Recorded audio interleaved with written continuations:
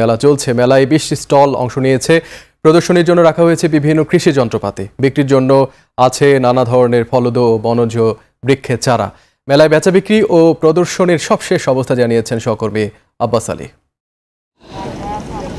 আধুনিক প্রযুক্তি সম্প্রসারণের মাধ্যমে রাজশাহী বিভাগের কৃষি উন্নয়ন প্রকল্পের আওতায় নওগাঁ নেমতপুর উপজেলায় 3 দিনব্যাপী কৃষি প্রযুক্তির মেলা শুরু হয়েছে। আমি এখন অবস্থান করছি নেমতপুর উপজেলার মডেল সরকারি বহুমুখী উচ্চ বিদ্যালয় প্রাঙ্গণে। এখানে উপজেলা কৃষি সম্প্রসারণ অধিদপ্তরের উদ্যোগে এই মেলাটির আয়োজন করা হয়েছে। এই মেলাতে প্রায় 20টি স্টল অংশ নিয়েছে। প্রতিদিন এই মেলা সকাল 10টার পর থেকে শুরু হয়ে চলবে সন্ধ্যা পর্যন্ত এবং সন্ধ্যার পরে এক মনোজ্ঞ সাংস্কৃতিক অনুষ্ঠানের আয়োজন করা হবে।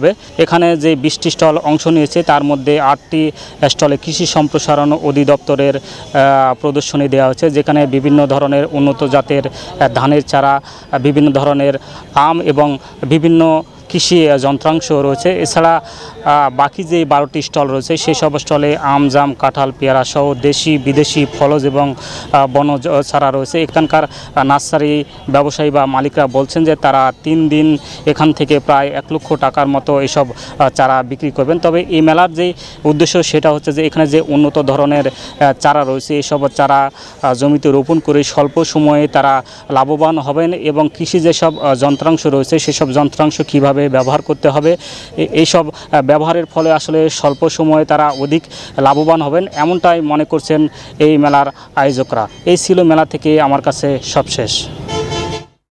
এখন কৃষিতে সময় হলো আরেকটি ছোট্ট বিরতি।